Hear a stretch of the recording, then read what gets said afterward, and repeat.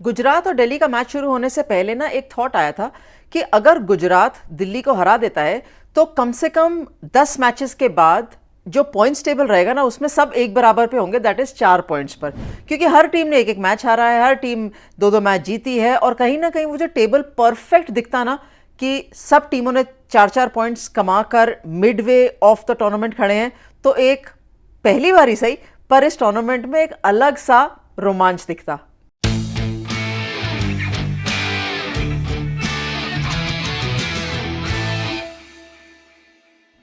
स्वागत है आपका डिफरेंट स्ट्रोक्स में।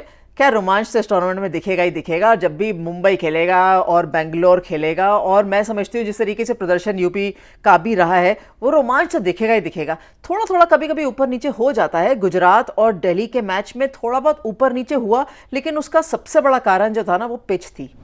देखिए, पिच इतनी बढ़िया ग्रीन पिच थी जिसमें हम शायद टेस्ट मैच भी खेल सकते हैं, जिसमें हम डेज क्रिकेट खेल सकते हैं, लेकिन T20 के लिए बहुत ज़्यादा ऐसी पिच देखी नहीं जाती। खराब नहीं थी लेकिन डिफरेंट थी, और उस डिफरेंट का मतलब यह है कि चाहे वो बैटर हो चाहे बॉलर हो, आपको अडेप्ट करना बहुत ज़रूरी है। और अगर अडेप्ट नहीं करेंगे तो फिर कहीं ना कहीं वो जो एलिमेंट ऑफ सरप्राइज रहेगा ना वो रहेगा, कम से कम बैटर्स के लिए। जब सिक्का उछला और मैग लैनिंग ने गुजरात जायंट्स को बोला कि आप जाके रन्स बोर्ड पे डालिए, तो छोटी छोटी चीजें थी जो डिफरेंट या अलग दिखी। हरलीन दियोल को बैटिंग करने के लिए ऊपर भेजा गया in the company of Beth Mooney, क्योंकि फीबी लिशफील्ड खेल रही थी, लॉरा वुल्फार्ट नहीं खेल रही थी मैच में, विच इज ओके। भारतीय फुलमली भी खेल रही थी, तो दो बदलाव थे इस लाइनअप के अंदर। इनफैक्ट मेघना सिंह भी एज अ फास्ट बॉलर भी खेल रही थी। तो जब बैटिंग करने हरलीन आई तो मुझे ये लगा कि क्या नंबर 3 तो वो खेलती है, नंबर 4 भी खेलती है, लगे अगर नंबर 4 एशले गार्टर खेलती है तो उसके बाद ही खेलेंगी। लेकिन 5 या 6 बैटिंग करने के बाद क्या उनको 3 पे बैटिंग कराने की जरूरत थी? एक सवाल मुझे वहां दिखा। खैर, उन्होंने स्टार्ट बहुत अच्छा किया, बहुत अच्छा चौका मारा था निकलकर, लेकिन उसके बाद आउट हो गई। फिर बेथ मूनी ने भी बहुत बढ़िया एक चौका मारा, फिर वो आउट हो गई। करते करते 20 पर 4 थे, एंड आई थिंक चौथे ओवर की बात थी जब गुजरात 4 विकेट खो चुका था और 20 रन बोर्ड पर थे। तब ये लगा कि ये तो 100 भी नहीं पहुंचेंगे जिस तरीके की पिच है, क्योंकि सीम स्विंग सब देखने को मिल रहा था। हाउएवर इस चीज़ का क्रेडिट दिल्ली के गेंदबाजों को जाता है, क्योंकि कम से कम 9 ओवर ऐसे थे जो between Shikha Pandey, Annabel Sutherland, Titas Sadhu and Marizanne Kapp, 9 over Delhi के फास्ट बॉलर्स ने डाले। और ऐसा देखा नहीं जाता, मुझे तो शायद बहुत ज़्यादा याद भी नहीं है कि 9 ओवर लगातार फास्ट बॉलर्स ने कब डाले होंगे एक T20 के मैच के अंदर, लेकिन देखने को मिला मैच में, और उन्होंने बहुत अच्छी गेंदबाजी करी। जो अडेप्ट की बात हम कर रहे थे ना, वो उन्होंने गुजरात के बैटर्स ने किया नहीं। कुछ किसी ने संभल के खेलने की कोशिश नहीं करी कि रन्स 1s एंड 2s में भी बना लेते हैं, क्योंकि कहीं ना कहीं 170 180 ना देखकर 140 45 के आसपास भी देखते ना तो एक वो अच्छा टोटल हो सकता था। भारतीय फुलमली के 40 हटा दीजिए तो वो बहुत कम टोटल दिखता जो गुजरात बॉलिंग करने जब आता तो। हालांकि जब वो गेंदबाजी करने के लिए आया तो फिर शेफाली वर्मा ने थोड़ा एक आध चांस दिया, फिर मैग लैनिंग फंस गई और फिर आउट हो गई खराब शॉट खेल के। वैसे ये पहले हो चुका है इस टूर्नामेंट में कि जब भी मैग लैनिंग का बल्ला चलता नहीं है ना तो वो एक बहुत बड़ा सा शॉट खेलती हुई आउट होती हैं, जो कि एक छोटी सी वीकनेस तो नहीं कहूँगी, अपॉर्चुनिटी कहूँगी, ये दिल्ली के बैटिंग लाइनअप में है शुरू के टॉप ऑर्डर में। शेफाली वर्मा उसी तरीके से खेलती है जैसे खेलती आई हैं, सक्सेस भी मिलता है, फेलियर भी मिलता है, लेकिन वो उसी तरीके से खेलती है।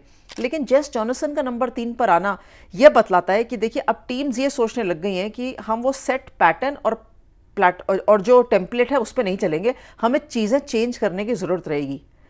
फॉर्चुनेट ये भी है कि जेस जॉनसन इंटरनेशनल खिलाड़ी है, उनको बिल्कुल अनुभव है कैसे खेलना है, क्या खेलना है, किस तरीके से स्थिति संभालनी है, तो वो तो उनके फेवर में जाता ही है। लेकिन एंड ऑफ द डे खिलाड़ी कैसे खेल कर आता है वो तो ऑफकोर्स खिलाड़ी का स्किल है। पहले उन्होंने बॉलिंग करी थी जेस जॉनसन ने, फिर उन्होंने बैटिंग करी, मैच तो उन्होंने जिता ही दिया। लेकिन एक चीज़ अब गारंटी हो गई है, कम से कम जब तक यहाँ बेंगलुरु के अंदर मैचेस रहते हैं, कि टीमें अब उस टेम्पलेट पे नहीं चलेंगी। फास्ट बॉलर भी खिलाएंगी, एक्स्ट्रा अगर खिलाना होगा तो वो भी खिलाएंगी, अगर बैटिंग ऑर्डर में शफल करना होगा तो वो भी खिलाएंगी, लेकिन डेप्थ कितनी है उस हिसाब से टीम चलेगी। हमने यूपी और बैंगलोर के मैच में देखा था जहां कहीं ना कहीं ऐसा लगा शिनेल हेनरी बहुत ज़्यादा नीचे आए, उनको पहले बैटिंग करने आना चाहिए था, और बदलाव देखने को भी मिल सकता था बैटिंग ऑर्डर में अगर उनके टॉप ऑर्डर अच्छा खेल जाता तो, लेकिन वो देखा हुआ नहीं। लेकिन अब दिल्ली ने ये करके दिखाया, दैट मीन्स बाकी सारी टीमें भी कहीं ना कहीं इस सोच में रहेंगी। हालांकि दिल्ली ने मैच जीता है, बहुत कन्विंसिंग से तो नहीं जीता है तरीके से जैसे वो 2 फाइनल्स तक पहुंचे हैं, लेकिन उनके लिए अच्छा है क्योंकि एक जीतते एक हारते हैं, एक जीतते एक हारते हैं, तो कम से कम जीतने के साथ 2 पॉइंट उनके पास आ गए हैं, टेबल टॉपर भी पहुंच गए हैं।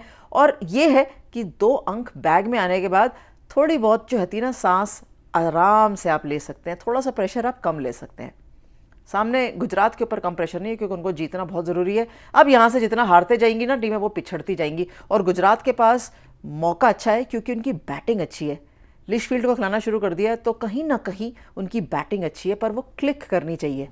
रोज़ रोज़ फेल नहीं होंगे लेकिन रोज़ रोज़ क्लिक भी नहीं करेंगे, पर मेरे को फिर भी गुजरात की टीम से इस बार उम्मीद है कि वो अच्छा कर सकती है। करेगी या नहीं ये तो वक्त बता देगा।